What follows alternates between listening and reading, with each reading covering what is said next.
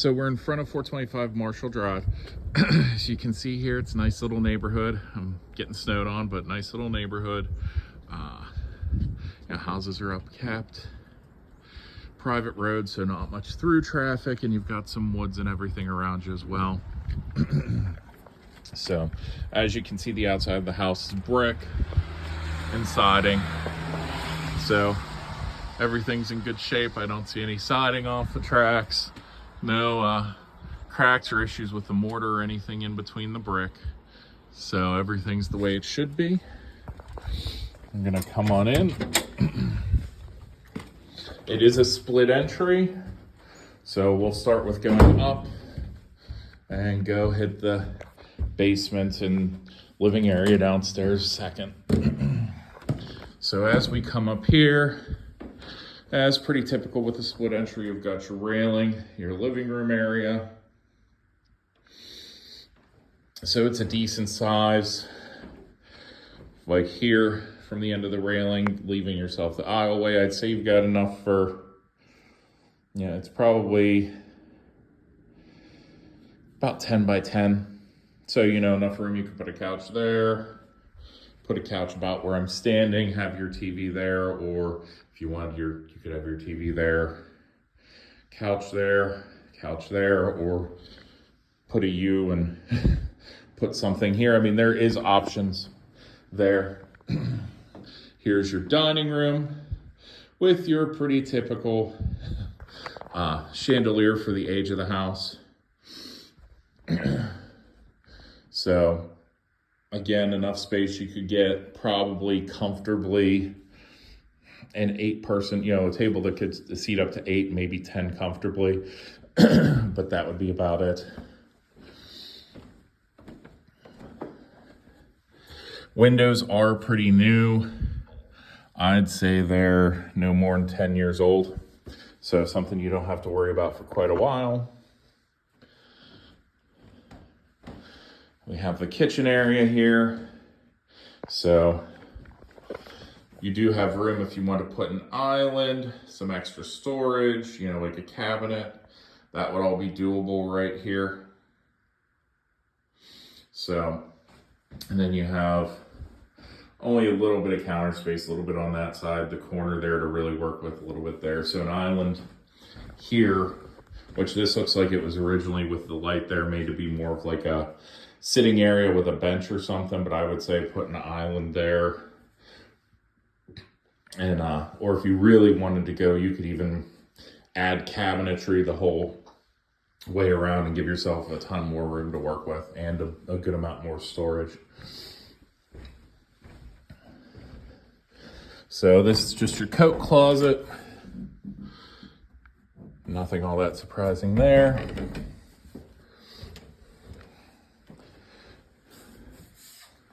And light must be hiding behind the door. This is your bathroom. So linen closet here. This is probably original to the house, although mechanically it's been updated. You can see plastic piping, no copper, no cast iron. But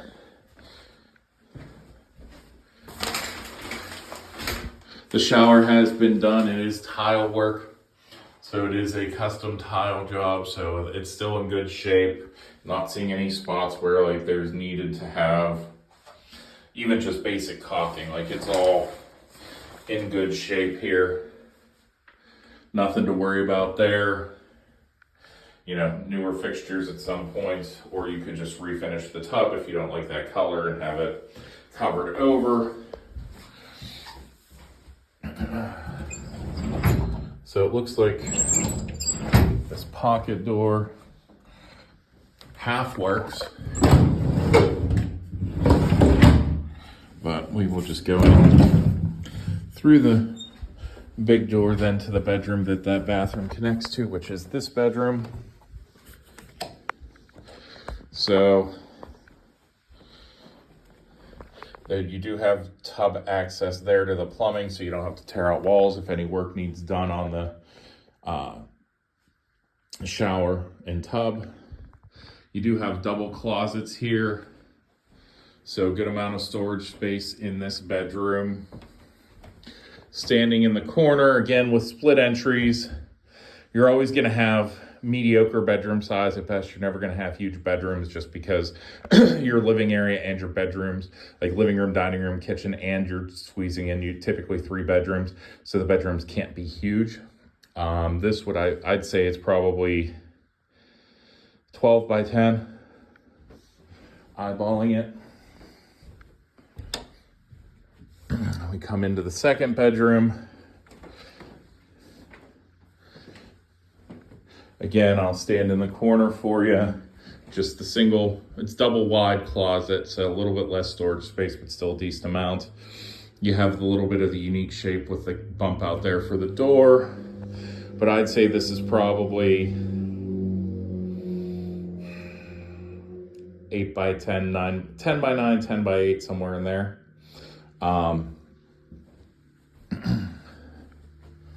Here we go into the third bedroom. And this is the smallest. This would probably be more of a, hey, office space. So standing in the corner, this is probably just a straight 8 by 8 to give you an idea of the size of the room. Oh, I'm zoomed in, so that's probably not helping all that much. So, but yeah, 8 by 8. And since I was zoomed in and didn't realize it, we'll go back through and do the other bedrooms again real quick. So, like I said, unique, different shape.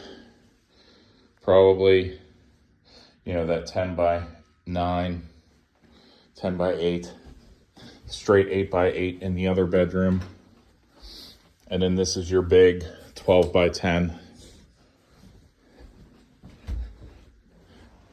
So just to kind of give you a better idea of room size.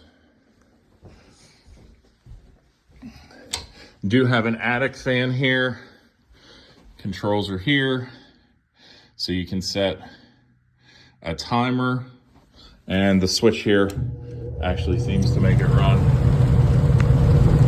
So what that'll do is, if you want to circulate air, that fan can pull air up, and basically, so if you want to keep air circulating, heat rises. So if you want to turn that on in the summer to pull heat up and try to keep it cooler down here, you can do that. You should be able to flip it and actually have it blow down as well, typically, but I don't like to play with those too much, that it is older. So most people typically don't use them anymore, but at the time they were pretty common. So we'll go right here because that's the garage, so that's pretty easy. So here you go, you can see single door, 2-car garage, enough room for some storage in the back. Breaker box looks like it's 100 amp. 6 open panels, so that's not bad. You have 220 outlet for like a hot tub or a dryer outlet. It's gonna take 2 of those, so you still have plenty of room to add stuff. If you wanted to put like a hot tub in the backyard, you could do that. Tons of different things, tons of different options. So room to expand there. A little bit here, you can see the rust colored, brown colored, and you can see like the popcorn looking patches. So we do get some water infiltration on the back side of the house here, which, considering it's a hill rolling down towards the house, that's not surprising. Easiest solutions are, one, to fix the slope, although with the hill the way it is, that's probably not the easiest. The best solution would probably be a French drain. You can see here the outlet that's metal, there's rust and corrosion all over from the moisture infiltration. Looks like we do have some old original cast iron here for the main sewer line as well. Now it converts to copper here, running through the house, converts to PVC for the downstairs bathroom, and I'm guessing laundry stuff. But there is still some cast iron there, so at some point that will probably end up needing replaced. I mean, cast iron does rust. It is not stainless steel. So it will happen at some point in time. Here's the laundry room. Once again, you can see the orangey rust colored on the back wall. Hot water tank is pretty new. I don't really sweat them. They're like $800 installed, brand new, so they're not really a big expense. They're not a furnace, they're not a roof, they're not any of the big ticket stuff. 80, looks like it's an 80 efficiency rating, so probably about 20 years old. Looking at the furnace, you know, I'd say at least at a minimum 20 years old. So not brand new, not dead yet. Still can get some good life out of it. Don't see, you can hear it kicking on. Don't see any real rust, corrosion, things that would concern me that it might not have as long a life. And then you can see the framing to the finished area, which we will get to next. You also do have a little under the stairway closet, which is, again, pretty typical with your split entry. So this is a little bit of a different finished area down here. It looks like it's got tile and concrete flooring. It looks like it was used with the sink here, this was used as like a hair salon. My mother-in-law had a hair salon in her basement. So I know I've seen it because she has a somewhat similar setup, although she lives there, so all the stuff is still there more or less. But yeah, so just basic wood panel for the walls. You've got a sink there, which to convert this, I mean, if you wanted to make this a true finished basement with like a living area, I would say you've got the drain right here, sink. You could very easily like wall here and give yourself a nice little downstairs half bath to work with. That wouldn't be hard to do at all. So you could have a nice little half bath down here. You don't have to run upstairs if you need to go to the bathroom. And then you could just rip the tile up and carpet the rest and give yourself a nice sized living area, you know, TV maybe there with your couches, seating and everything. With the bathroom there, I mean, you could have a nice little bar area or something along those lines. So one of the things I always tell clients, space gives you options.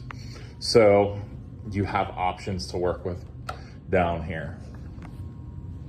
So last thing we're gonna look at, we're gonna go back upstairs and out the back kitchen. There is the patio in the backyard we'll take a look at.